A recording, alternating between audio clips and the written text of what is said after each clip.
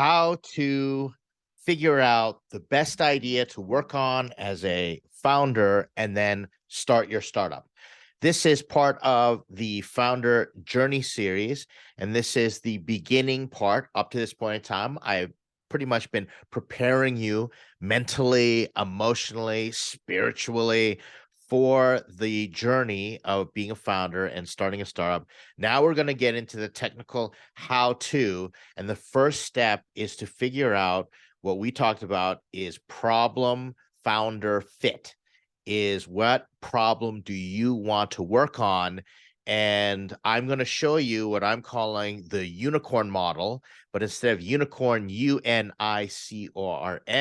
I call it the unicorn, YOUNICRON. That's it.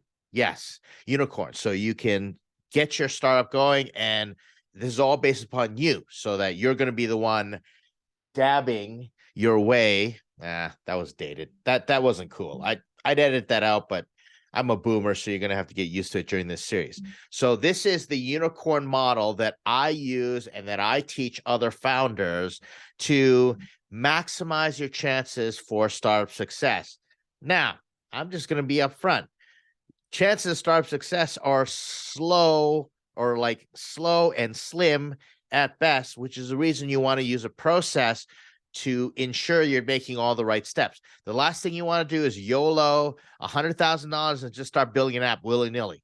So we got to go through some steps in building a unicorn, YO unicorn.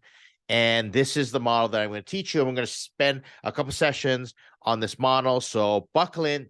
This is before you start coding or you even incorporate your company, which we'll talk about in future videos on what you should do.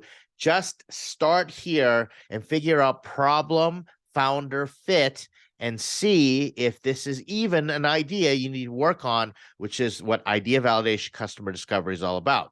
Let's break this down here. So if you look, I'm going to pull out my trusty pen here. So the entire idea validation process happens here. This is idea validation process, okay? Idea validation, and as part of it, you're going to be doing some customer discovery. Why? As I talked about, the last thing you want to do is waste all your time and resources on an idea that shouldn't be a startup in the first place. I come up with an idea pretty much every day, every week, and I think to myself, is this idea even worth it? And I'll research and I'll Google and I'll say what customers are looking at it and what can they see? Oh man, this is horrible, horrible discovery. Again, I had this happen in the last video. My brain just stops working while I'm writing and then it just skips a beat. I don't know what's going on. Maybe it's stress. Okay, so what you want to do is figure out, like I do, is I research and I realize, someone's already doing the idea, or that there's a reason that idea is not a good one, or maybe I'll see an opening and I'll see an opportunity. And then up top here, you'll work on what's called your MVP, which is your minimum viable product, which is where you figure out the next stage, which is problem solution fit. Here's the thing. Most founders that make huge mistakes, especially early time, first time founders, start at here, UX, and then they go down here. And then by the end of it, they're like, oh, I've developed some self-awareness and maybe this wasn't the right thing to do, or maybe I zigged when I should zag, etc. And they learn about themselves. You don't want to do that. Don't do this. Okay. Don't do this. The entire goal is to build a foundation and move up this pyramid and stack it. So think of this as your startup unicorn stack, and we need to start at the bottom. And like I said, I'm going to walk you through all the phases. So here we go. Let's start off with self-awareness. The first thing you want to do is take an inventory of who you are and just start having conversations with yourself and others. Should I even be a startup founder to begin with? That's the reason I spend some extra time looking at founders right in the eye and saying, are you sure? Do you understand? And the right founders, the smartest founders, they determine whether they're built for startups or maybe small business, or maybe they should just go get a job or be self-employed, do a side gig and things of that nature, all the previous steps in the video. So I highly encourage you check them out. But you have to be self-aware. That is your number one superpower through this whole thing. You need to know your strengths, your weaknesses, and think of it SWOT. Okay, so you think SWOT. So this is how we look at it, and it's a great exercise. So you go SWOT, and this is your strengths, and this is your weaknesses, and then opportunities,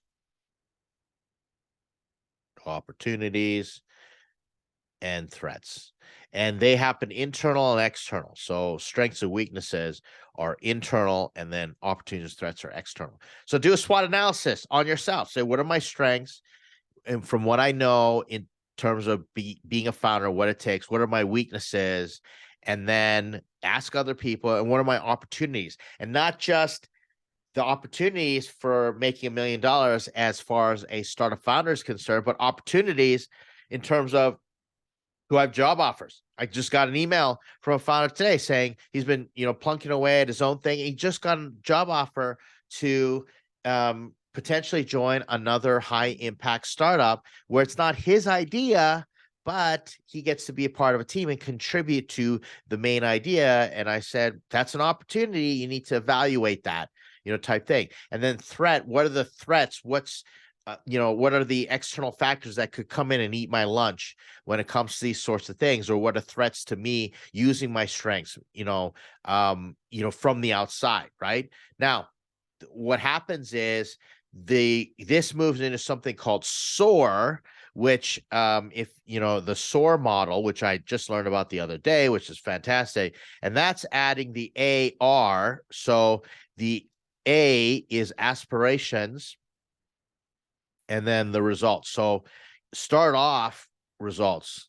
So start off with your strengths, weakness, opportunity, stress. The problem is if you look at your weaknesses and your threats too much, you may get stuck in the challenges and you might not get what you need to go out. So add in aspirations and results. So what am I aspiring to be? What's a vision and all these things and results? How would I measure what if this is successful or not and what have you? So take a look at that and go through the self-awareness. And this requires a tremendous amount of humility and all these different things, like, the humility to go on a journey and to avoid self-esteem. Let me explain. Self-esteem is how you feel about yourself, and that changes all the time. You can feel crappy about yourself, and it's totally not true. You're amazing.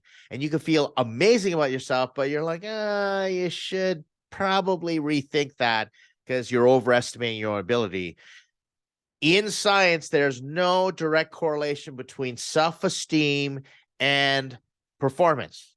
Okay. Now, maybe in terms of mental health and different things like that. Okay. I'm not going to go into that. I'm not a psychologist, I'm not a clinician, doctor by any means, but I know enough saying that how you feel about yourself does not always lead to the best indicators of how well you'll perform. But instead, you want to get into something called self-concept, where self-esteem is what you know about yourself. Self-concept is, or self-esteem is how you feel about yourself. Self-concept is what you know about yourself. This is the truth. This is what I know about myself. This is what I know that I know that I know. And the things that I know I don't know, I'm going to go find out. And then the openness to stumble over things you don't know, that's all the journey of self-awareness. So you want to take an inventory: strengths, weakness, opportunities, stress. Look through your past history. Look where you've had your successes or where you've stumbled or the different environments and what have you, and really become aware. I know founders that just jump in and they go right into the idea. Here's the opportunity. It's going to be worth millions of dollars, and they don't assess the rest. And guess what? It comes later to bite them. So that's the first step, is you want to be spending a lot of time developing the self-awareness. And this is going to serve you for the rest of your life, not just this startup. This is not just advice. Think of it as life coaching. Okay. It's not just for your startup, but that's where you want to start. So here's your foundation. So take that inventory. Another tip: mind map yourself. Okay. So like start right in the middle and, go like here. So this is you. So this is Ed. And then maybe I start, in this quadrant, I start going strengths and then weaknesses, opportunities, threats, aspirations, and results that I'm looking for. And then it keeps going out.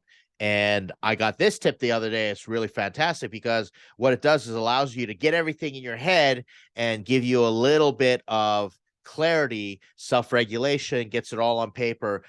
You may never see it. I got a mind map right behind me. If you haven't noticed, this is not a real office back there. It's a virtual background. On the other side of this green screen is a big mind map, and I'm writing it, things down, and I'm just getting it all out there. Very important to do. All right. So those are your pro tips. Build foundation self-awareness. The next thing you want to do is you want to figure out the 3 things when you're picking a problem. You measure against 3 things: solve, serve, sell. Can I solve it? Am I willing to serve people with it? And can I sell it? All right. So, for example, someone says, "Oh, I care about the environment, so I'm going to do a startup to you fix climate change." Well, can you really solve climate change? Right? What aspect of climate change can you really solve? And do you have the desire to serve people in it? Right? Because this is all about people and the end user. Typically, you want to have experience. And can you sell it? Can you talk about it enough to sell it, or even at least sell the idea? A book I highly recommend if you want to check it out is called To Sell is Human by Daniel Pink. He talks about how you're always selling, right? And that's what you have to figure out. So, so maybe you got climate change, but what can you solve? Like talking to a founder the other day, and she has 15 years of experience of taking the sewage and collecting that and turning that into the methane gas and turning that into an alternative fuel from sewage. Well, she can solve that problem. She's got 15 years experience. This is where problem founder fit. It escapes a lot of founders because they're trying to solve something they don't have the ability to do it. Lack of self-awareness, right? And then also, maybe I'll solve it, but do I want to serve people? Am I thinking about people, and can I sell it? And I bring up sales because in the beginning, you have to be able to sell. You have to at least be able to sell and talk about your idea in a way that attracts people. Or a lot of times after you build something, it's founder-driven sales. And if you don't know how to sell, then you're dead in the water, because if you don't know how to sell, well, you're not going to be able to generate the money. You can't bring on, a salesperson. If you don't know how to sell it, how do you expect to train someone else to sell it, right? Maybe a co-founder will step in. And that's where I want to add, you may have co-founders and you may be able to split. Let's say you have 3 co-founders, and one has the ability to solve the problem. One has the ability to serve people and love serving people, has a vision for it. And the other one's, what I call the hustler, wants to sell, right? Knows how to sell and talk about it, etc. So you want to be sitting there and you're thinking about, okay, when I have a problem, right? Okay. Is it in this Venn diagram of the 3 things? So you've got solve, serve, sell. Okay. In other words, can we address the problem? Can we actually do this? Are we passionate about helping people with it? And can we sell it? Can we make money? And when you're right in the middle, that's where you want to be looking at the problem. The problem is the right one for you to choose. Now, say it's a really hard problem. Okay. It's like, oh, we would need millions of dollars, or other people had tried, or, different things like that. Don't worry about that. Not yet. You just want to figure out, okay, do I have the ability? Maybe you can't solve it yourself, but do I have the ability to go talk to the people who can solve it? Or, do I have enough of a vision for what the solution is? Just the technical component. Don't worry about, actually doing it. You want to figure out, okay, is this even the right problem? And so you want to brainstorm as many problems as you possibly can. And, and maybe you got some itches and, different things. Or maybe it's one idea is totally burning on your mind, and you want to run it through this and be realistic. Use that self-awareness, have the humility, and just say, okay, can I solve, serve, sell it? Right? Okay. So that's your next step. Now you're going in problem. Now, you want to identify who's the user persona that you're going to solve, serve, sell, right? And you want to identify them. and be clear. And this is where the entire process of customer discovery, I promise I will try to spell it right this time. Customer discovery comes in. Normally, you're the first customer. That's the reason it starts with you. But you want to go figure out, okay, what's the customer? Who are the other customers out there? And you want to try and talk to them. Like, what I do when I've got an idea and I'll go out and I'll say, okay, I've been thinking and I've got this problem. Do you have the same problem? Like, how do you see the problem? How do you approach the problem? And you want to ask customer discovery questions. This is also known as inquiry, right? So tell me about your experience with it. What would you do? And what you're doing is you're testing whether the user persona lines up with Solve, Serve, Sell, which has lined up with you and your self-awareness, right? So you want to identify and say, okay, great, this solution I can solve, serve, sell, and I'm thinking it's single moms. Well, because I'm a single mom. Well, that sounded really weird. I'm not a single mom. I just came off the top of my head, right? Or let's say I do have a solution for single moms. I'm close, and the ideal person I'm solving for is a single mom. I want to go, there's a whole bunch of subsets in single moms. Some are employed, some are not employed, some are retired, all these things. Some, are single because of different factors, divorce, maybe they're widowed, everything. What's the user persona? Because they all act different, right? And the problem is you think you're selling to yourself. And when you go out to sell to yourself, and if that's all you do, you're in an echo chamber, you have an audience of one, you're never going to sell to anybody else. You have to get intimate and involved with your target market, your user personas, and you have to be creating a profile. What is the user persona? And be open. A lot of people do this the wrong way. I want to target professionals, dinks, okay? I just realized. Yeah, I want to target dinks, which they call dual income, no kids, right?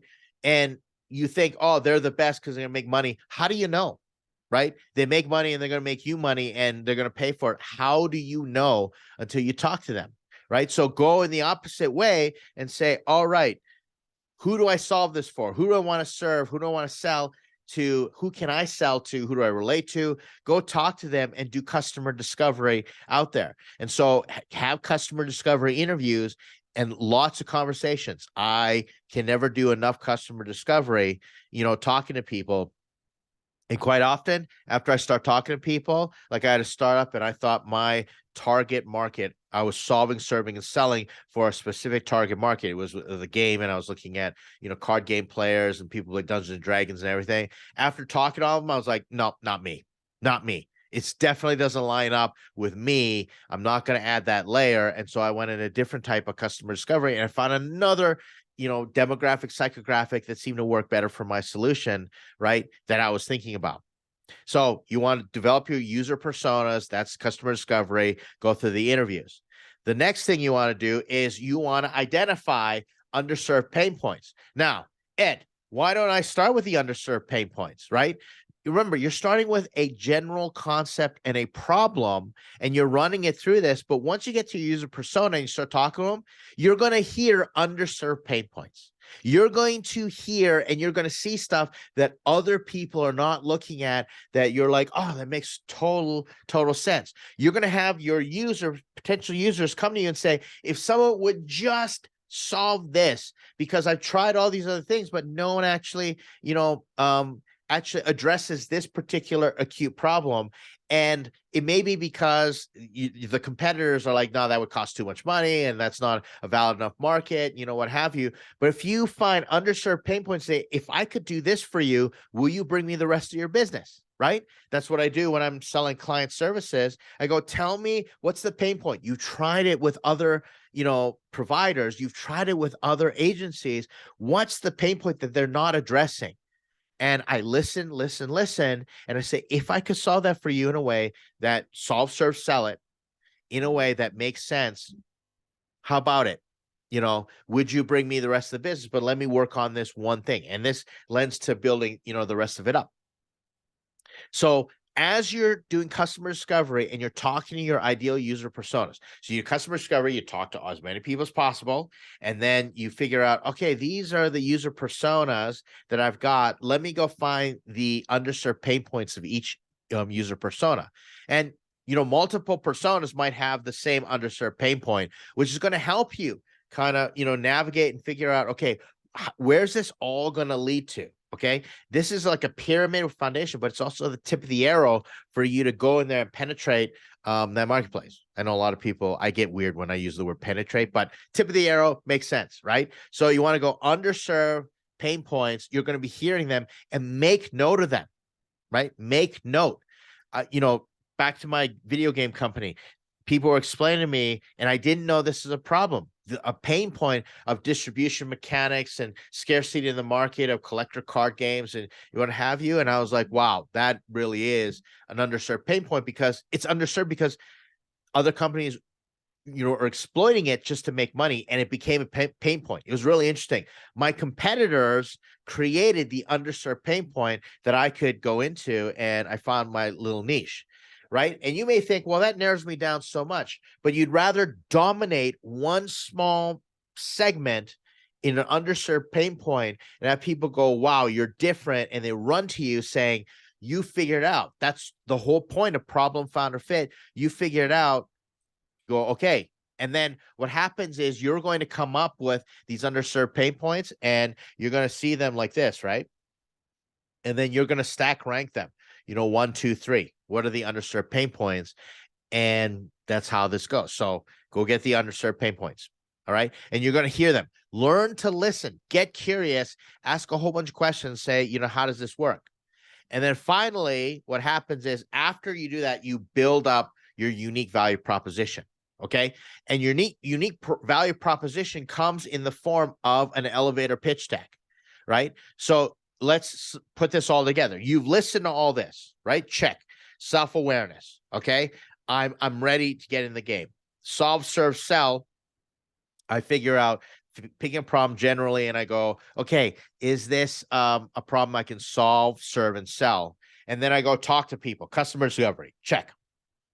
Talking to them, and I say, I got this idea, and what do you think? Tell me about it. And you start segmenting your customers into these personas, right? And then you keep talking to them, and you organize in the personas. And then you're listening to their underserved pain points. All right. Underserved pain points. And like I said, if you can solve them, you have that conversation. And so these conversations are progressing. And then finally, you have your unique value proposition, right?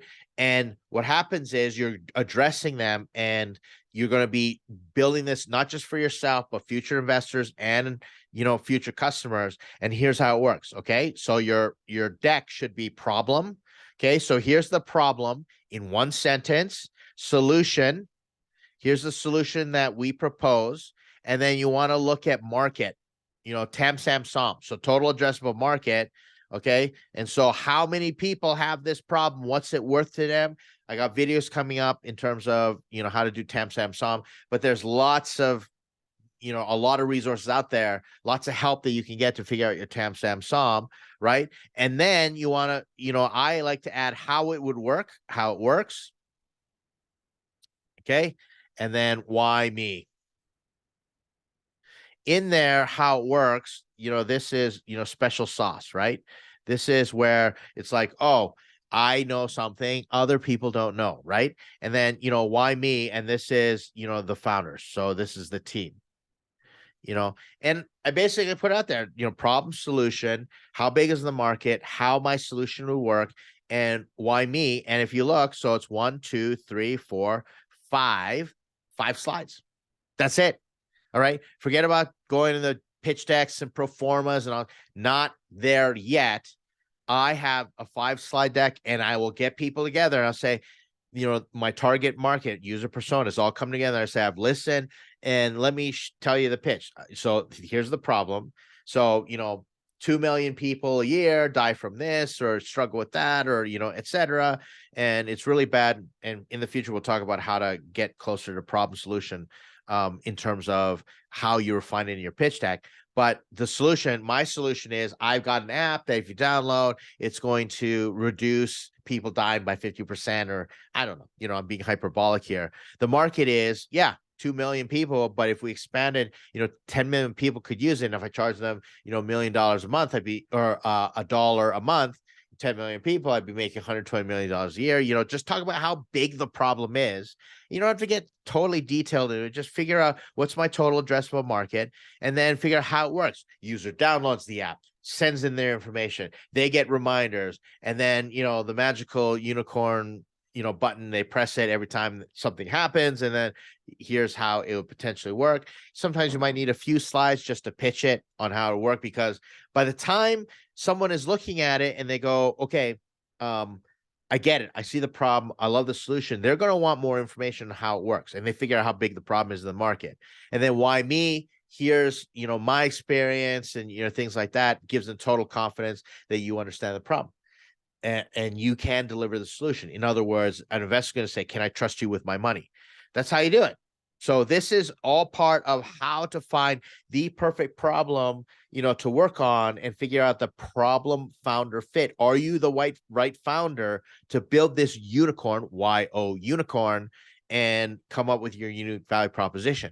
And then what happens is, once you get this and you have your elevator pitch deck, right? You send it off and you test it. And you test it with smarter people than you. You test it with people with knowledge in the industry, potential customers, potential collaborators, potential people with suppliers. I don't know. Doesn't matter. Talk about it as much as possible. Remember, you're doing this all before you lay down a single line of code, or you start getting into spending money, incorporating your company and all this stuff. You're testing your, unique value proposition pitch deck. Other words, your elevator pitch deck. Test. And you may go through this cycle where, you get information and it knocks you back down, and then you go back up, and you keep refining it back and forth until you go ding, ding, ding, ding. I figured it out, right? You get the gold star because you figured that out. That's how this process works. And you know what? Don't worry if this takes you forever to really get to it. If you feel like it takes forever, you'd rather spend more time up front. When I was working in an animation, I was an animation director, and one of my teachers gave me the best advice. He said, the amount of time and process you put in pre-production directly correlates to how much time you save and budget during actual production. And that's getting your storyboards and making sure and going through the scripts and having meetings, make sure everybody's on the same page. So when you go into production, we've thought about it, because the last thing you want to do is encounter a problem and go, oh crap, we don't have a budget to fix that problem, et cetera. So you'd rather do all this idea validation up front and then figure out, okay, how do you test it, and how do you get your unique value proposition out there and get feedback and say, okay, this is the way that's going to work. All right. Now, as I said, what happens after is you're going to get into the features and the user experience, and we're going to develop an MVP off of that. You're going to build on top of that. But that's the next step of the journey. In the meantime, go and research what idea validation, customer discovery is. And remember, go through all these different steps. And I'm going to be repeating them and harping on them a little more and more in the next video as you decide how to build MVP, because you're going to be thinking, what is the minimum amount of resources and time investment that I can spend on this to test, to validate my assumptions, and make sure that I'm doing this in an iterative format, which ensures success. Because, as I said before, I've met founders that said, I YOLO'd in $150,000 of my own personal money into it, and now my app doesn't make any money, different things. And I think that's just a shame. It's a travesty, because guess what? Dev shops and other people are more than happy to take your $150,000. Yes, we can build it. All right. I know I could throw a rock and hit dozens of founders literally right now in startups.com that I'm coaching that built something, and now they are struggling to get users and even make that first dollar of revenue. And, and a lot of them are older. They spend the retirement money, different things. There's no coming back from this. And it breaks my heart.